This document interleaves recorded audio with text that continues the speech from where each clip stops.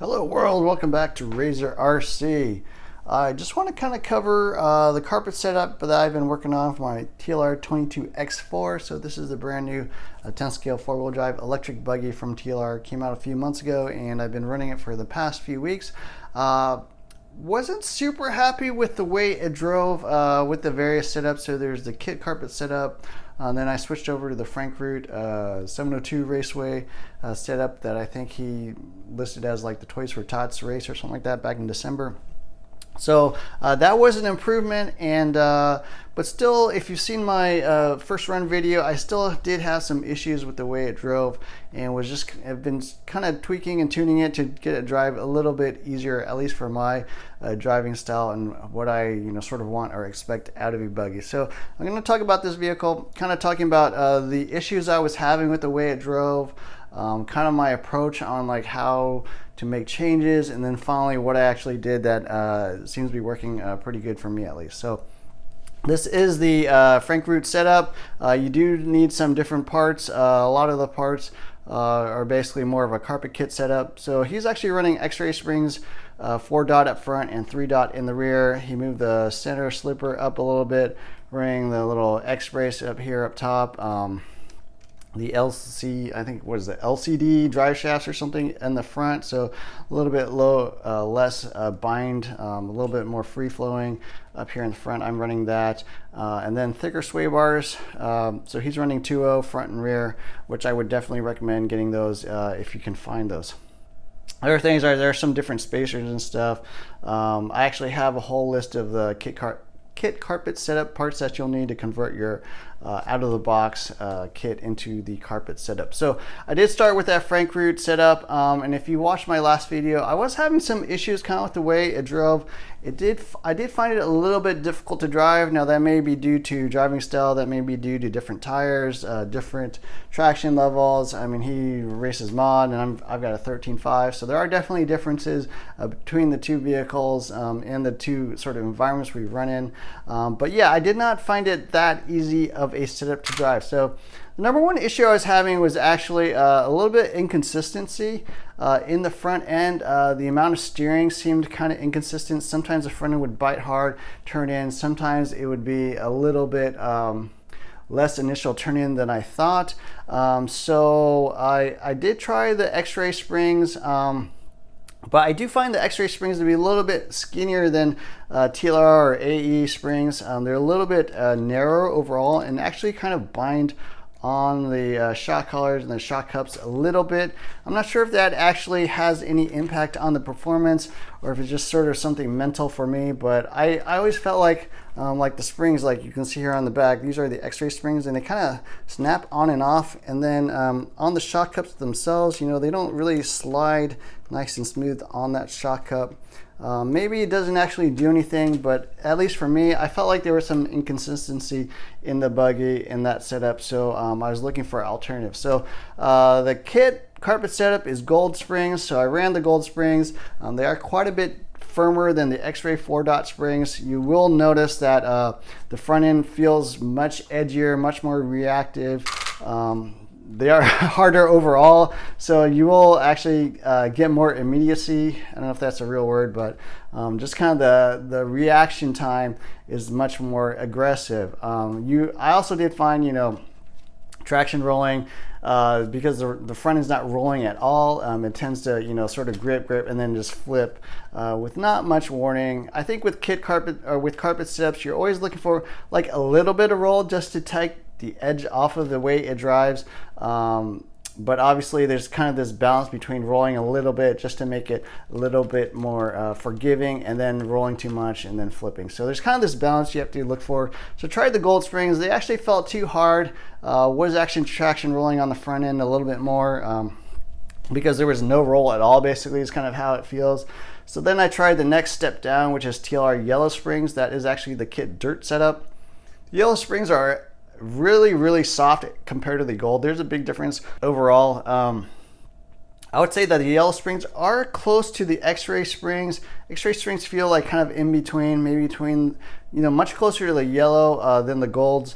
But the yellows are quite a bit softer. And then it was just rolling way too much. The front end was just like you know, it felt like a wet noodle up front, moving around way too much. So what I actually settled on was running gold springs, but I actually moved the shocks in on the front tower to the inside hole. So I think there's 3 holes. Stock is normally middle hole. I moved it to the inside hole on the gold spring. So what that allowed it to do, and the way I feel like it drives, is that it kind of softens that initial spring rate, or kind of the effective shock rate, I guess I would call it, so that you kind of get that you still kind of get that initial little roll to initiate the turn, to make it a little bit more forgiving.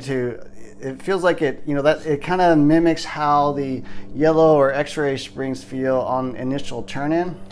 But then as it sort of travels into the roll, it firms up because it's a much higher rate, right? The gold springs are quite a bit stiffer. And so you get that support, you kind of get that, you know, sort of progressive rate on the actual roll, and then it kind of supports it through the middle of the corner. So I was having issues kind of mid-corner and initial entry as well with the way it drove with the different springs. With the gold springs, it helped me quite a bit, and basically drives the way I like it now. It feels much more linear, much more consistent, I guess, throughout the corner of throughout the radius of the turn. So I am liking that a lot. So that was the first change I made to the front end, and that kind of, you know, sort of balanced it out there. Now, the overall balance of the vehicle also felt kind of off.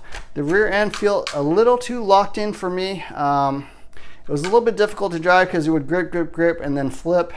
I didn't really like the way that drove. I actually was trying to like free up the rear end a little bit, make it slide just a little bit on the edge rather than, you know, sort of flip uncontrollably all the time.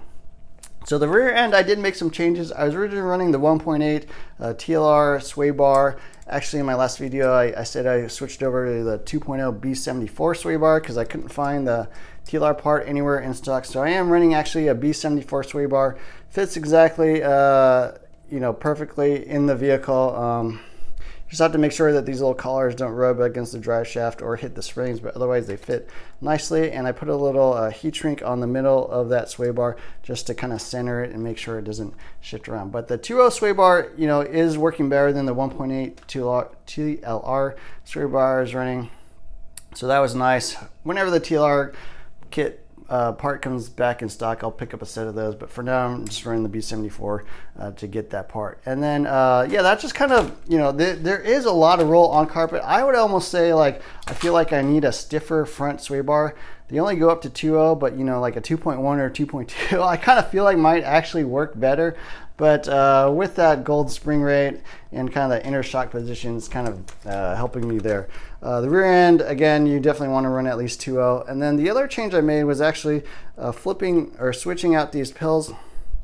So the normal setup is actually a 1 degree out into the outer top corners. And as you can see, I flipped it to a 0.5 degree pill here in the rear. The C block I'm still running, you know, upper outside corner, but with the 1 degree. But on the D block, I switched to 0.5 degree. So what I was trying to do there is actually run a little less toe in. So I believe middle, or if you're running the same pills, C and D block, what you'll end up with is like 3 degrees of toe in, and I believe 2 degrees of anti-squat. So I was trying to get a little less toe in to free it up a little more.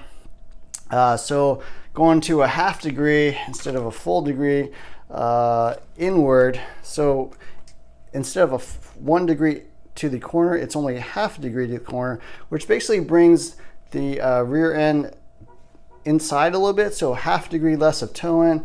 And then it also gives you 0.5 degree of anti-squat, which I was not exactly looking for. I think kit setup is 2 degrees of anti-squat, so I'm running like 1.5 degrees of anti-squat. No, I'm sorry, I'm running 0.5 degree more anti-squat because the rear, so toe in is, you know, how much the rear end tires point in like that. Anti-squat is basically what degree the rear arms go. So the rear arms are not actually flat or straight. They actually have an anti-squat angle, so they actually leaned back a little bit. So going from, let's say, 2 degrees, I actually add an extra 0.5 degree in the rear because it's, you know, less 0.5 degrees more down in the rear. So now I actually have 2.5 degrees of anti-squat. So I got 2.5 degrees of anti-squat, 2.5 degrees of toe in, and that just kind of freed up the rear end, made it a little more neutral, a little more linear than before. The rear end, generally, I don't usually run a full 3 degrees of toe in on carpet because I feel like that's a lot. That's a little more of like a dirt style or dirt number that you would use, 3 degrees of toe in.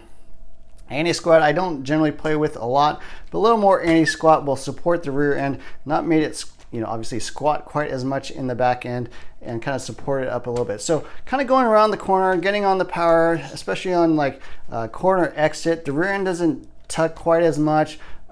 It's not quite as locked in because there's less rear toe in, so it's a little more free, can kind of just slide just a hair, and in my opinion kind of balances out with the front end nicely. And you know, a big thing I was trying to avoid was all the traction roll I was getting. So still playing with tires as well. So running the Schumacher wide staggers up front and the Schumacher mini pin ones in the rear. I actually have a set of Cactus I'm going to try and test next time out. But anyways, if you're finding the carpet setup to be a little bit difficult to drive, if you're having issues with traction rolling or being a little bit inconsistent, maybe try out some of these changes, see if it works for you. Another thing that I think that might actually help is running the 68 degree dog bones in the rear, or 68 millimeter dog bones. I'm running the stock 67 millimeters on the, I think they call it the number 3 hole, which is second from the outside most position on the axle. So running a little bit longer dog bones will just kind of make that angle a little more flat, kind of free up the rear end again as well. So anyways, I hope you enjoyed this video. Definitely like, share, subscribe, hit the add notifications button. Look for more videos soon. Thanks for watching, and if you have anything to say or comments or suggestions, definitely throw something down in the comment section below, and maybe you have some questions or tips for me as well. So anyways, I hope you enjoy this video. Thanks for watching.